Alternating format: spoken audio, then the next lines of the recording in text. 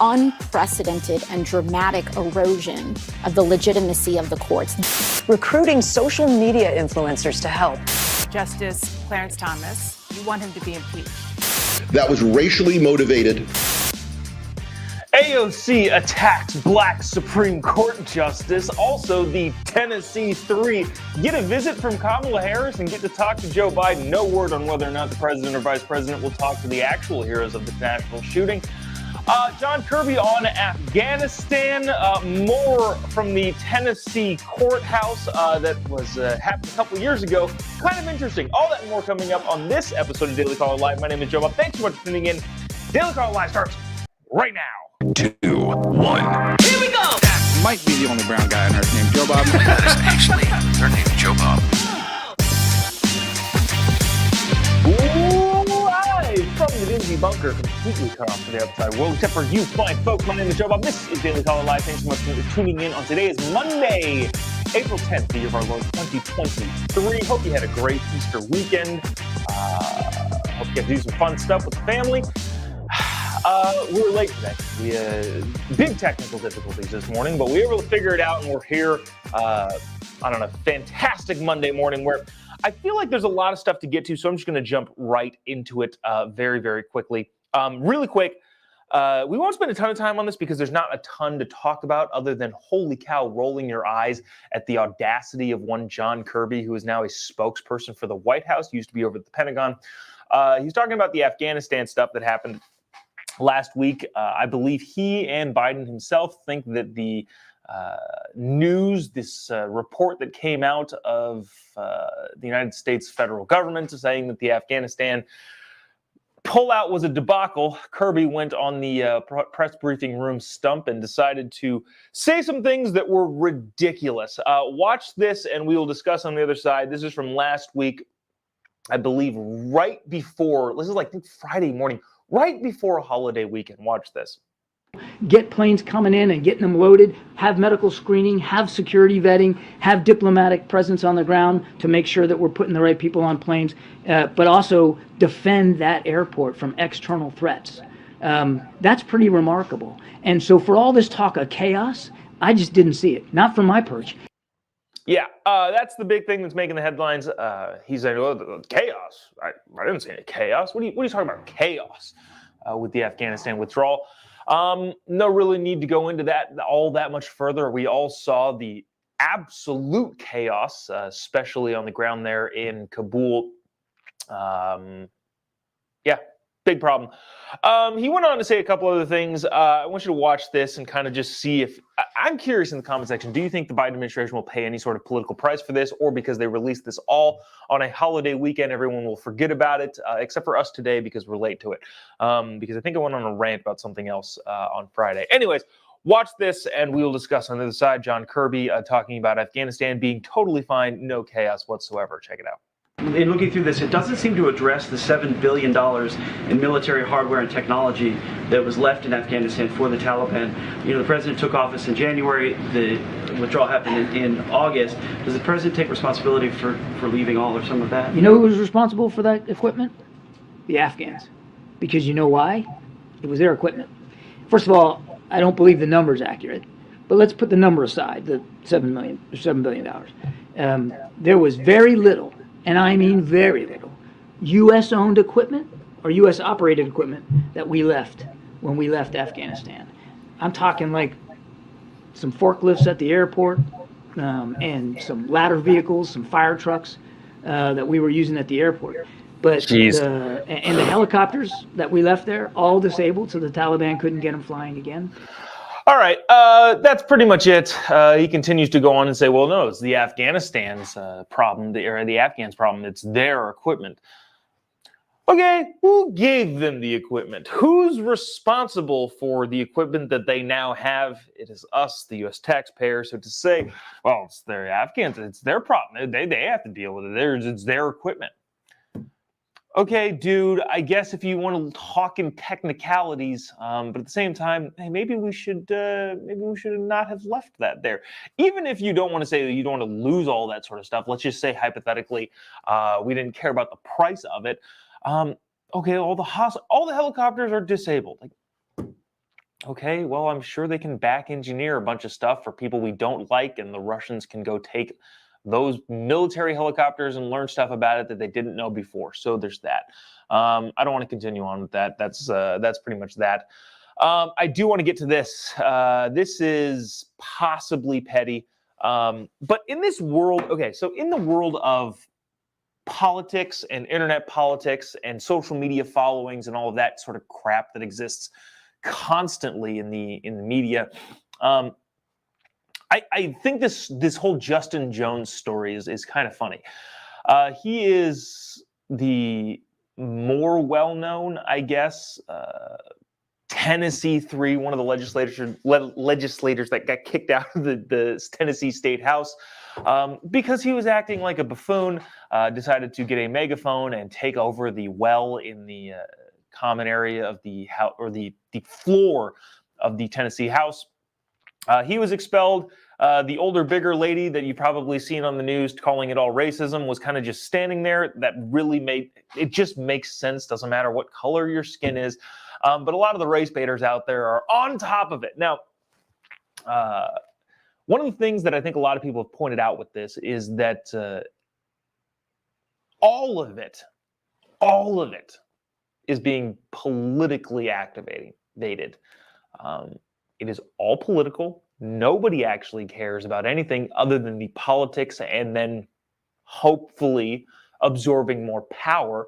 But what I mean by that is this. Nashville tragedy, terrible. Don't need to reiterate how bad that was. The cops that responded in minutes and neutralized and eliminated the threat immediately, no word from the president or the vice president. A couple of dum-dums get a megaphone and decide to yell at people, breaking all of the decorum rules and effectively taking over the House, commandeering the House legislature, and stopping the Tennessee House from conducting business, which is effectively what January 6th was.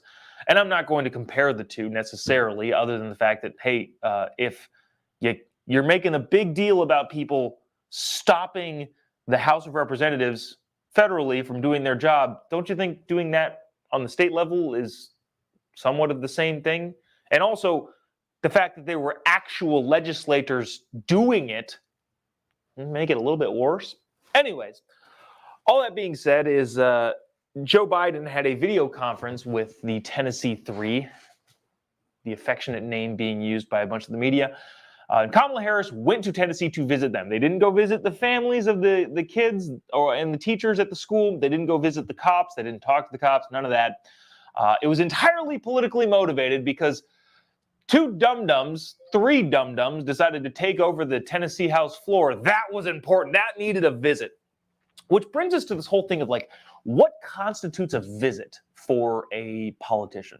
I have been on this show saying that, I don't really care if Joe Biden visits the border or doesn't visit the border. I think he has, a pretty good understanding of how bad his administration is handling that. Doesn't actually need to go down there and see it. There's enough cameras down there. There's enough video footage. There's enough personnel down there to know that it's bad. It's pretty much entirely an optics thing. And I will admit that sometimes I like jabbing the president when he didn't go to Ohio and went to Ukraine instead. I don't know. I enjoy doing it. But at the same time, at the end of the day, if we're being honest, I don't know. The president doesn't need to visit the disaster site of all of these places, at least in my mind. Having said that, why he decided to talk to the dum-dums with the megaphones, just interesting. Now, what I want to bring to light here that I thought was kind of funny is this 2019 article from the Tennessean.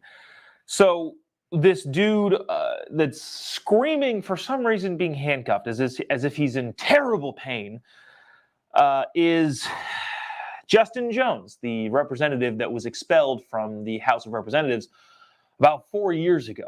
There was an article in the Tennessean in May of 2019 that said this. I thought it was fascinating. A protester behind a series of recent demonstrations at the Tennessee state capitol has been banned from the building and ordered not to contact House Speaker Glenn Casada. After being charged on Thursday with assault, Justin Jones, the guy you see here pictured that was expelled from the House 4 years later as he was elected, was charged with 2 counts of misdemeanor assault and 1 count of disorderly conduct after authorities say he threw a coffee cup into an elevator, striking Casada and Representative Deborah Moody of the Tennessee State House. Jones, a Vanderbilt University divinity student, of course he's a divinity student, and more than a dozen other protesters assembled outside the House chamber on Thursday to protest the bust of Nathan Bedford Forrest, a Confederate general and early Ku Klux Klan member. Whether or not that's a good idea of putting a bust of that guy up there, I have no idea. I have no idea of the context of any of that. I won't comment on it further.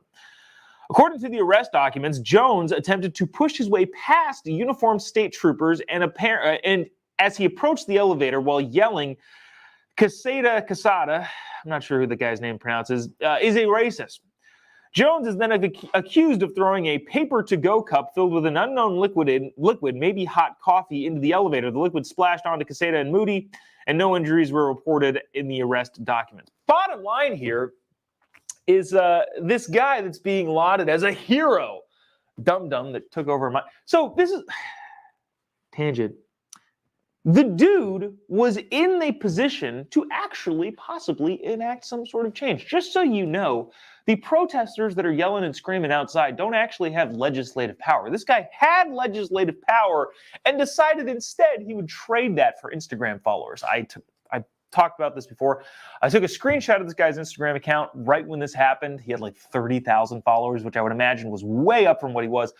Check this morning, he's at about 177,000 Instagram followers. So effectively what he's doing is trading a position that actually possibly could have made a difference for popularity, because that's the way politics is run nowadays. Anyways, this dude apparently has been a menace for a very long time.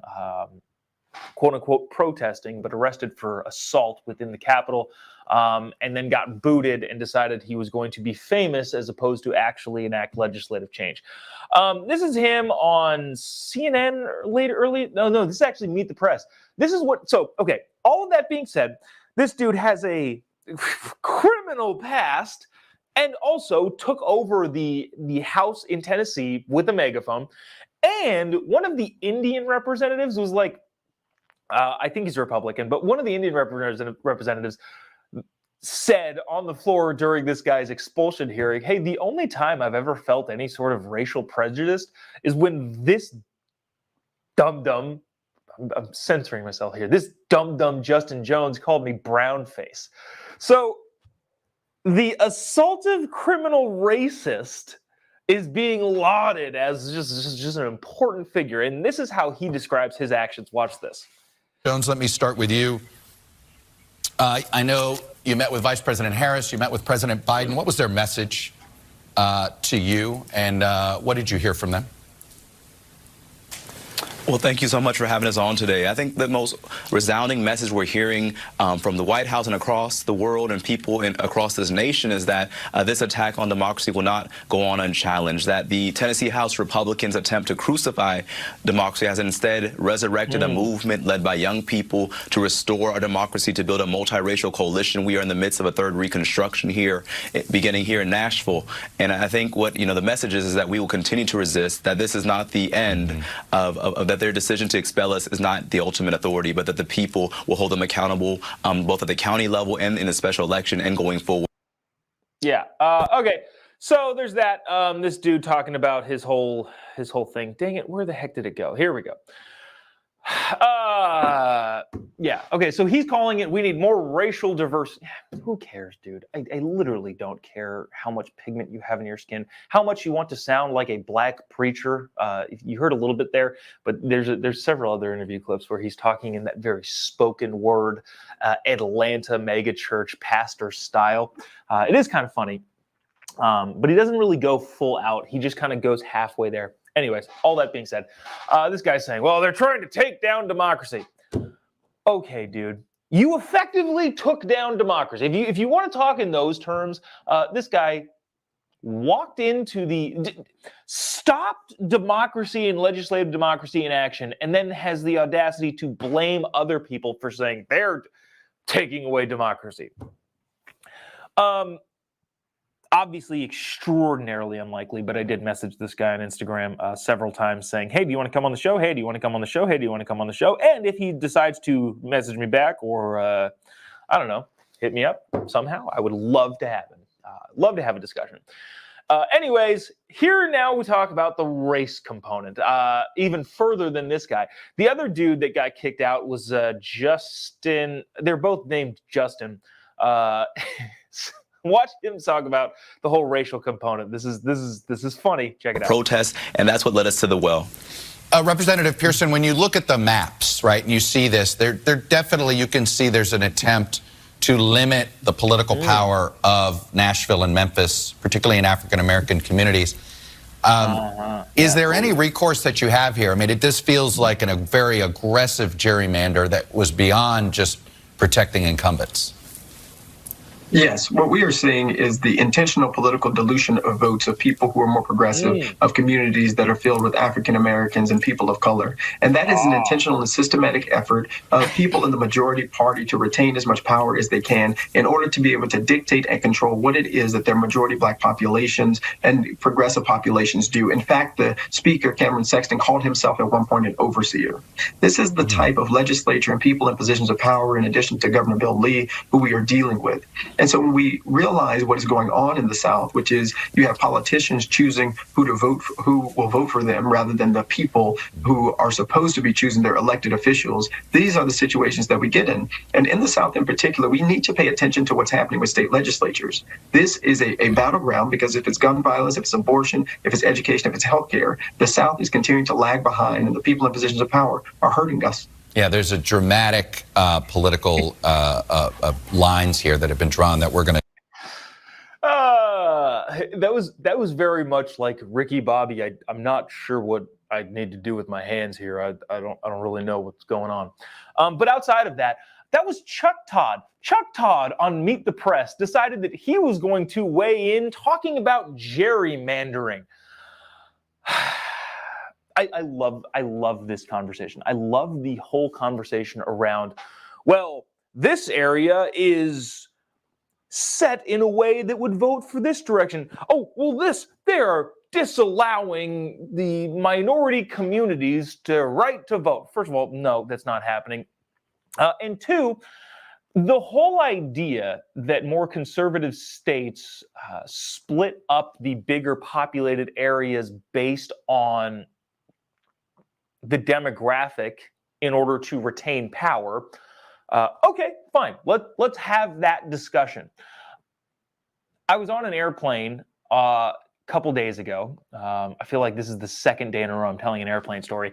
But the guy next to me was talking to the lady next to him about how California is just so unfair because of the population discrepancies.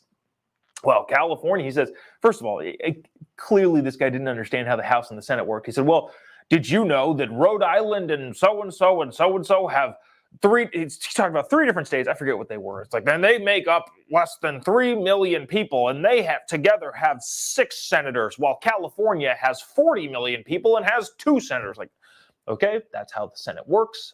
If you don't like it, I don't know what to tell you. The House is a much more representative of the population.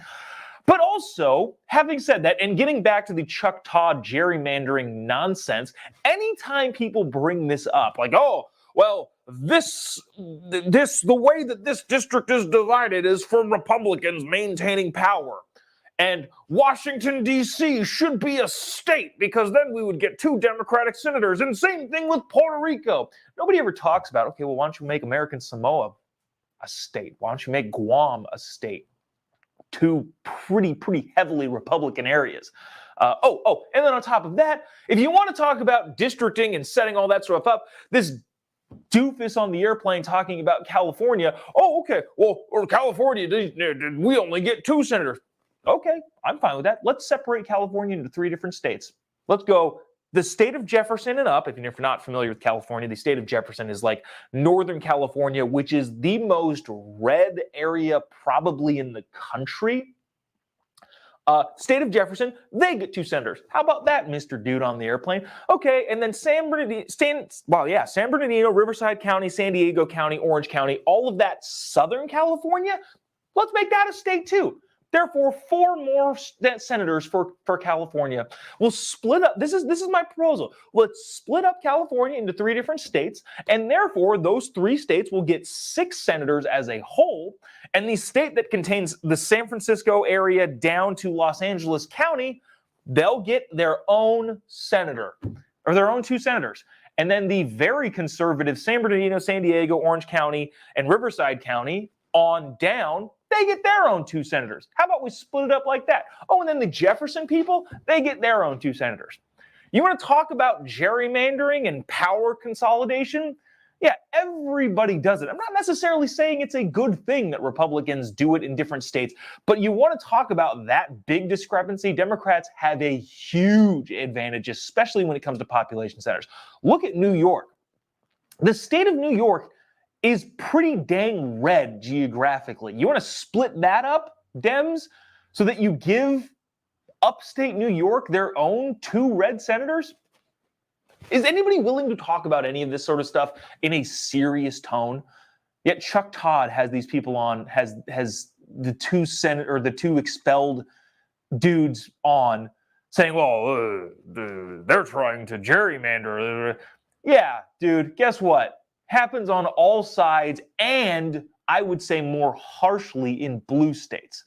Because if you really, really wanted to be quote-unquote fair, you would separate California into 3 different states, but that would absolutely topple the central power in the federal government for Democrats. Want to make things fair? State of Jefferson in Northern California, Southern California as its own state, you would add 4 Republican senators. Good luck making your case for Washington, D.C. and Puerto Rico. Dang it. How does this happen? How do I go on these stupid rants about theories and dumb... Anyways. Oh, Oregon's another one. I don't know. Sorry. Freedom Susan says, hello from Oregon. Oregon's another great one. Outside of the densely populated areas, like Eugene and Portland, take that and make the state of Oregon, and then have Eastern Oregon, another Republican state. But Dems don't want to do that. So you want to talk about fairness unless it disadvantages your political power. Anyways. All right, so here's a dude on MSNBC talking about this Tennessee thing. He says that everything is racist, and gosh dang it, we're not going to have time to get to the AOC stuff.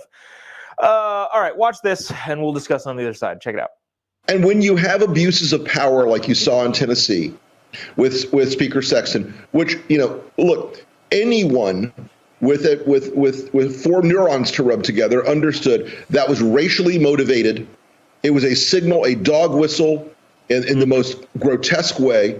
It was a racial decision by Sexton and by the Republicans in Tennessee. They made that decision because these were black kids, young black men who were serving in office, which is something we should salute in this country of any young person who becomes involved in politics and serves.